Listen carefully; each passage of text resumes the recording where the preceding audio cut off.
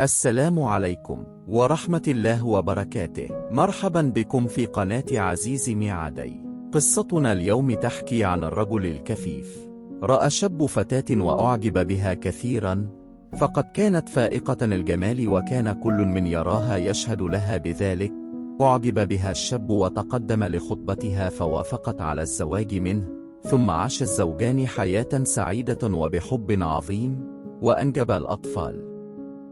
كان الزوج يعمل في شركة تطلب منه السفر الكثير، حيث كانت تستغرق رحلاته في العادة عدة أشهر.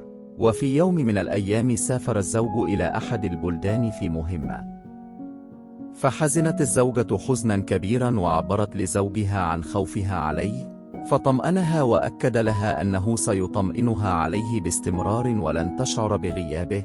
ثم سافر، وفي أثناء سفره أصيبت زوجته بمرض خطير شوه وجهها وأفقدها جمالها، إلا أنها لم تخبره بذلك وبقيت خائفة من رد فعله عند عودته من رحلته.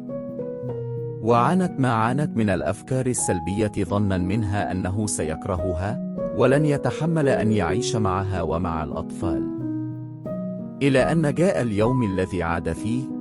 في ذلك اليوم وصل الزوج من السفر، وعندما طرق الباب فتحت له وهي خائفة ومترددة، فبكى بكاء شديدا عندما رآها وأخبرها أنه فقد بصره إثر حادث حصل معه أثناء سفره. فبكت الزوجة بحرقة وحزنت لما أصاب زوجها وأصابها حزنا شديدا، ثم استقرت حياتهما وعادت لهدوئها وتأقلما مع ما حدث معهما. وبعد فترة قليلة حدثت المصيبة، حيث اشتد المرض على زوجته فأخذها زوجها إلى المستشفى، وفي الطريق أصيبت بسكتة قلبية وتوفيت. فحزن الزوج حزنا شديدا، وكان يبكي بحرقة في مراسم الدفن والعزاء.